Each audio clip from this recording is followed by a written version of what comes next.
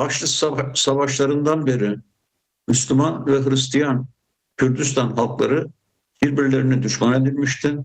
Bu düşmanlık sürüyordu. Dört parçaya bölünmüştü.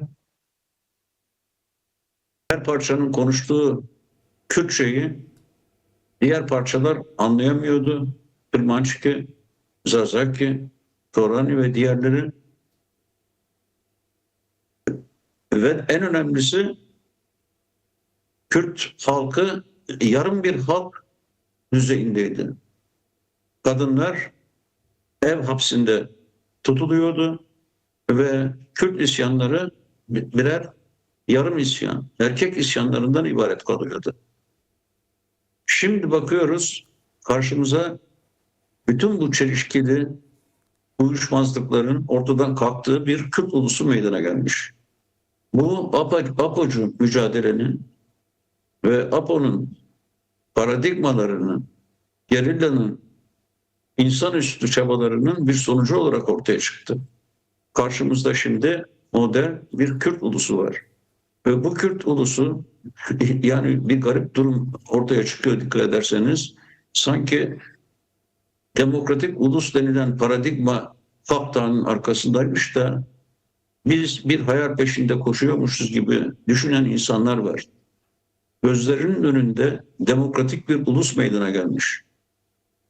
Farklı farklı mezhepler, farklı farklı inanışlar, farklı farklı lehçeler, farklı farklı cinsiyet unsurları bir araya gelmiş. 50 yıl önce düşünülemeyecek muazzam bir demokratik uluslaşma süreci yaşanmış. Tüm bu gelişmelerde özellikle uluslararası komplodan sonra Başkan Öcalan İmralı'da olağanüstü bir düşünsel yoğunlaşmayla bu sürece büyük bir düşünsel perspektif boyut kazandırmış. Sadece Kürdistan'da değil, onun düşünceleri bugün dünyanın birçok ülkesinde çok önemli insanların, düşünürlerin, filozofların, akademisyenlerin ve özellikle kadınların desteğini kazanmış.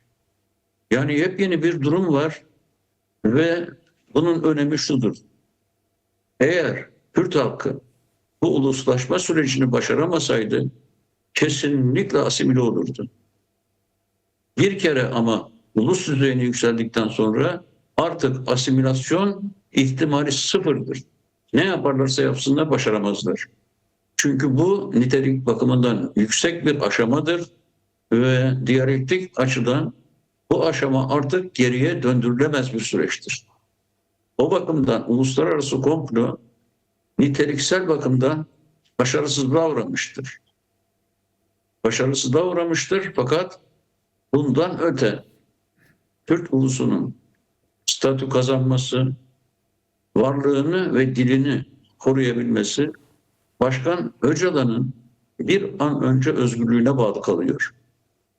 Çünkü bu olmadıkça Başkan İmralı'da rehin tutuldukça Türkiye Cumhuriyeti Devleti ve diğer parçalardaki oligarşik güçler Kürt halkının bundan öte statü kazanması meselesini bir pazarlık konusu yapma imkanını ellerinde tutuyorlar. Şantaj yapıyorlar. Başkan Öcalan'ın hayatıyla ilgili bir şantajla karşı karşıya kalıyor Kürt halkı. Ve bu Kürt halkı önderinin hayat garantisi dediğimiz garantiye olağanüstü büyük bir önem veriyor. Ve yer yer eylemlerinde ortaya çıkan zayıflık bir bakıma bu şantajın sonucudur. Ama çivi çiviyi söker. Madem şantaj Kürt halkının mücadelesinde frenleyici bir rol oynuyor, öyleyse gaza basmak gerekiyor.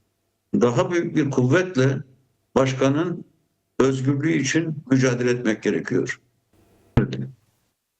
İkinci Dünya Savaşı'nın sonunda Almanya biliyorsunuz müttefik devletler tarafından işgal edildi. Doğu Almanya Sovyetler Birliği'nin kontrolündeydi. Berlin İngiliz, Fransız,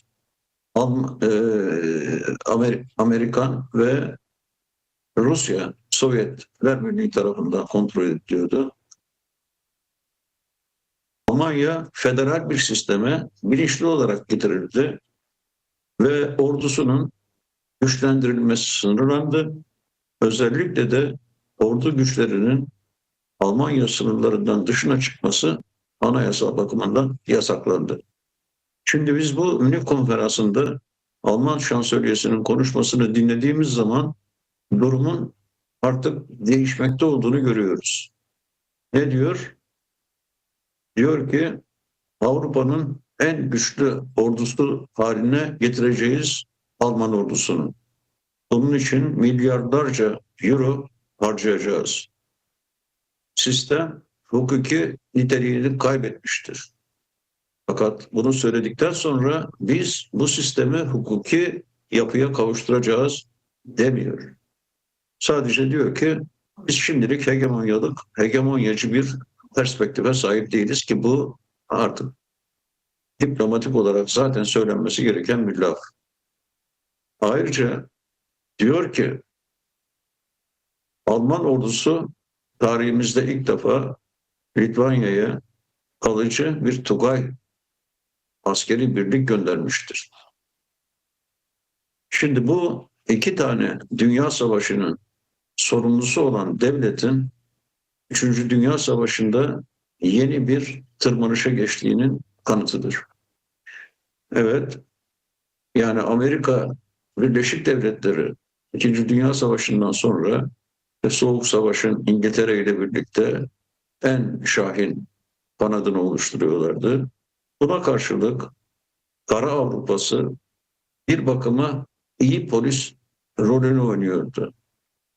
Yani Sovyetler Birliği ve diğer sosyalist ülkelere karşı Amerika Birleşik Devletleri'nin saldırgan politikasını güya dengeleyen demokratik, sosyal demokratik, liberal demokratik bir takım makyajlarla durumu dengelemeye çalışıyordu. Fakat şimdi yeni durum bütün bu makyajların ortadan atıldığını gösteriyor.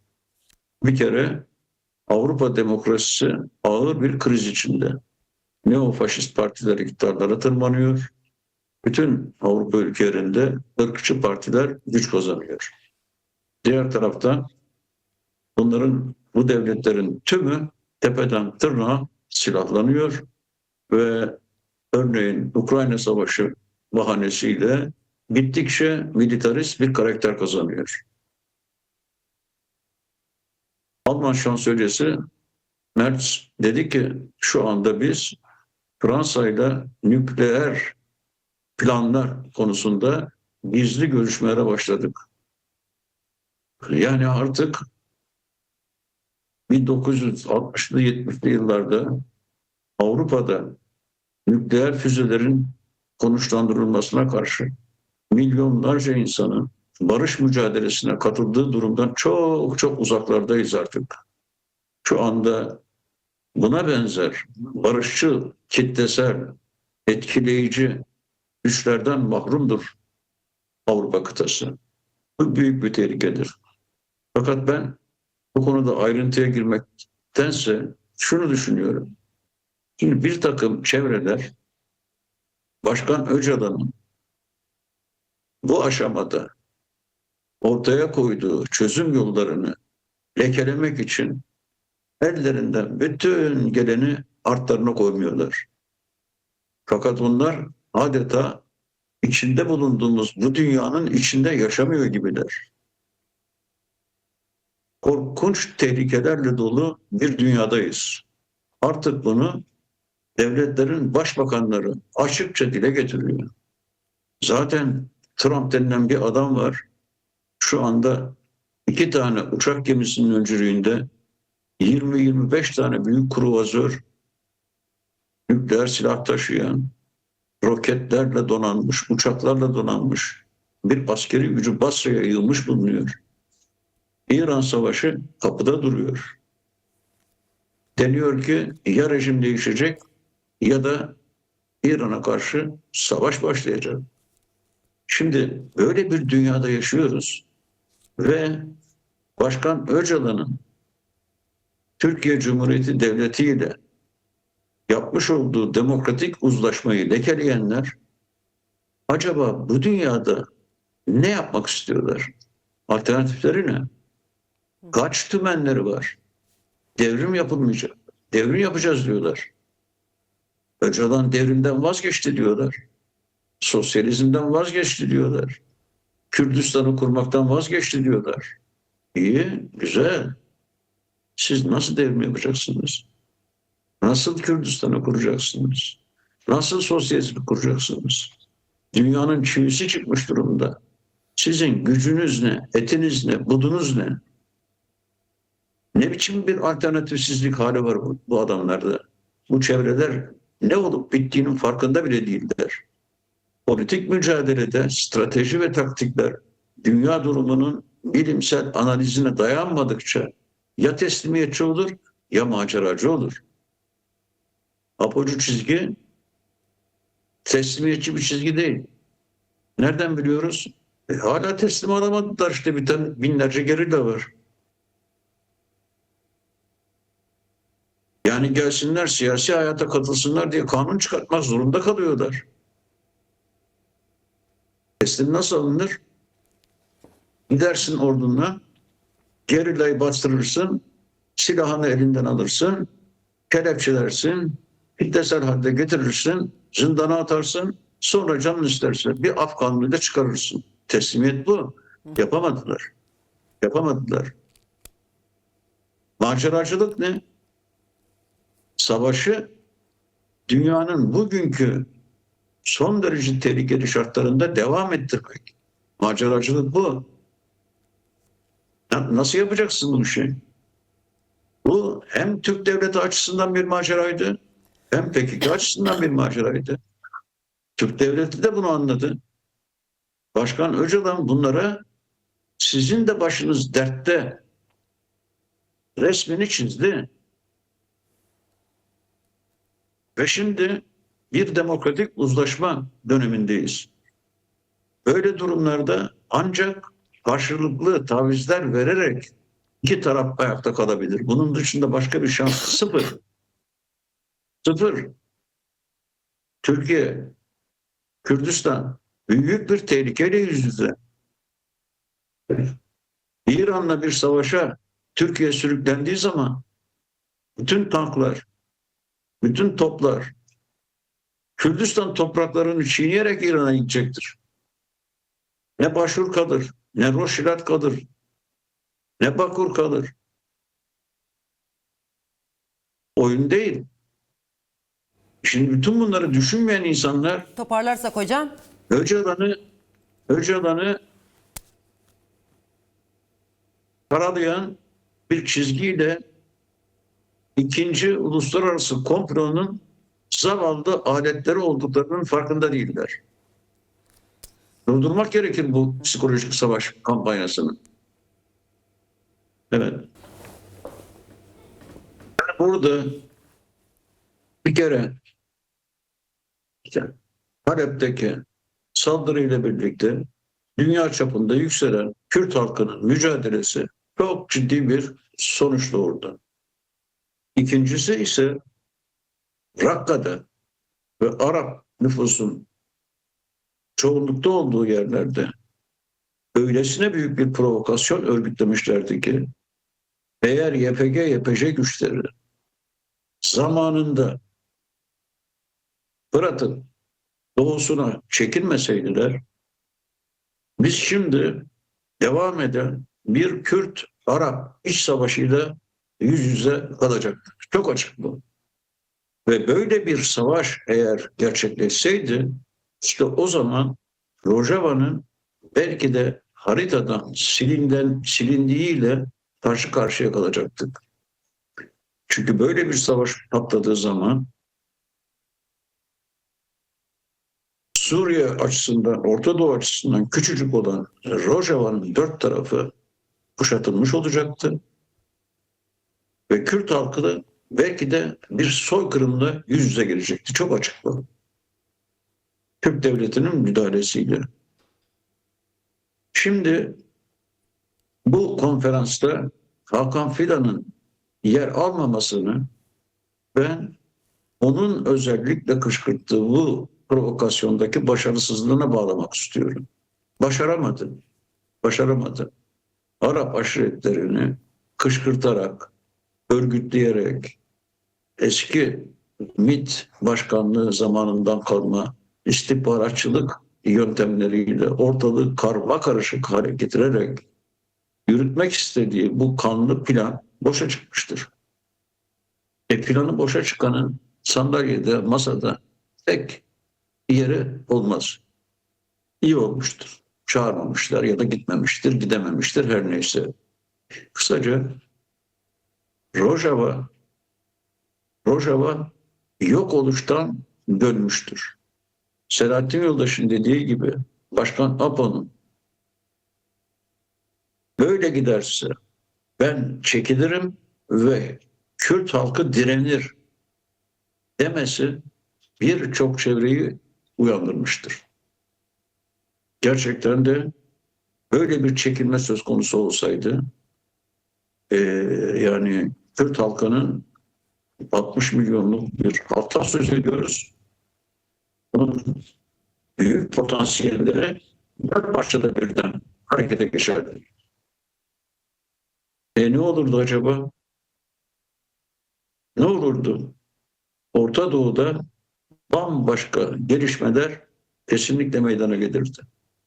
Ne Türk devleti açısından, ne Kürdistan açısından, ne bölge açısından hiçbir olumlu sonuç doğurmayacak olsa bile böyle bir direniş karşısında Türk devleti de duramazdı.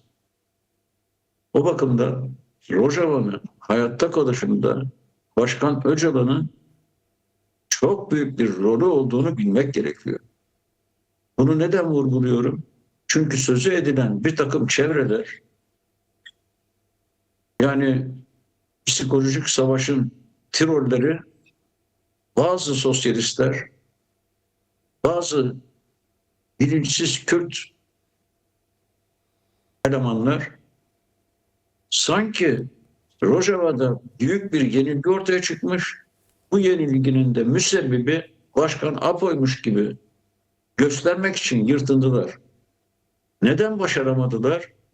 Çünkü Rojava ile Suriye devleti arasındaki anlaşma Kürdistan'ın bütün parçalarındaki siyasi güçler tarafından desteklenmişti.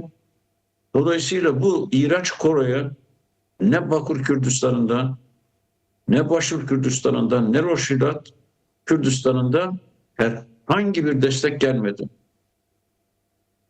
Bunlar o nedenle zayıfladılar ve bu iftira kampanyası yenilgiye mahkum bir kampanya olarak karşımızda duruyor. Fazla da önemsemenin bir alemi yok. Son gelişmeyi uluslararası komplo olarak niteledik, değil mi? Evet, uluslararası bir komplo olarak başladı. Fakat Kürt halkının büyük ulusal birlik direnişi bu komployu geriletti.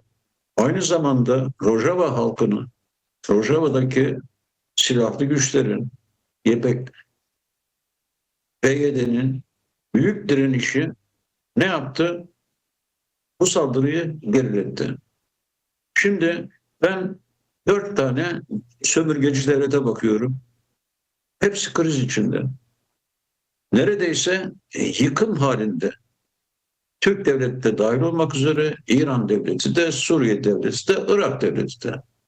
Hiçbiri stabil ve istikrarlı bir yapıya kavuşmaktan çok uzak. Buna karşılık 4 parçadaki Kürt halkına bakıyorum. Her zamankinden daha fazla birlik olmuş durumda. Daha fazla hep birlikte harekete geçmiş durumda. Kürt halkının mahpus tarihi yenilmiş durumda. Eskiden bir parçadaki bir ayaklanmaya diğer parçalardakiler Ya katılmaz ya da tam tersine isyanı bastırmak isteyen devletlerin işbirlikçisi konumuna gelirlerdi. Şimdi böyle bir şey olmadı. Demek ki Kürt ulusal hareketinde elbette ki zorluklar, çelişkiler hala var. Fakat bir kriz hali yok. Kürt halkının yaşadığı 4 sömürgeci devletin 4'ü de perişan vaziyette. Şimdi bu kadar kritik durumda olan bir devletin Kürt halkıyla açık, şeffaf, dürüst, samimi bir çözüm sürecine girmesi zaten zordu. 1 yıl uzattılar bu süreci. Eğer Rojava'da kılmış oldukları tuzaklar gerçekleşmiş olsaydı, şimdi biz bu çözüm sürecinden söz bile etmeyecektik. Çoktan başka bir ortama girmiş olacaktık. Fakat bu olmadı. Şimdi çözüm sürecini baltalayacak en temel argümandan yoksunlar. YPG, YPG, terör falan iflas etti bunlar. İflas etti. Suriye kendi içinde sorunları çözme aşamasına girdi. Hala tehlikeler var. Her an tersine gelişmeler olacağını Mazlum Abdi bugünkü röportajında söyledi. Fakat her zamankinden daha fazla çözmek mümkündür de dedi. Doğru. Şimdi Türkiye'de bu süreç bugünkü aşamasında sadece müzakere, dilde yumuşama, jestler, karşılıklı görüşmeler vesaire, bunlarla sonuca ulaşması mümkün olmayan bir durumda. Ya ortada birinci sıraya yükselmiş parti CHP ile AKP iktidarı arasında neredeyse kan davası var. Ülke bunlarla çalkalanıyor. 90. mitingine doğru gidiyor bu Cumhuriyet Halk Partisi. Yüz binlerce insan hareket halinde Türkiye'nin metropollerinde. Bu sorun ortada dururken bir de bakıyoruz, bu kan davasının başsavcısı Adalet Bakanı olmuş. Şimdi böyle bir yapı içinde muhalefetin, demokrat kesimlerinin DEM Parti ile sağlam bir işbirliği içine girmesi bu çözüm sürecinin geleceğini garanti altına alır. Yani sadece diplomatik davranışlar ve müzakerelerle olmaz. Aynı zamanda demokrasi için mücadele düzeyini kesinlikle yükseltmek gerekir. Aksi takdirde bu iş bir takım partilerin, yani sistem partilerinin birbirleriyle kapışmalarının kurbanı haline gelebilir. Bu tehlikeden çıkmak için çok daha dikkatli, yeni adımlar atmak gerekir.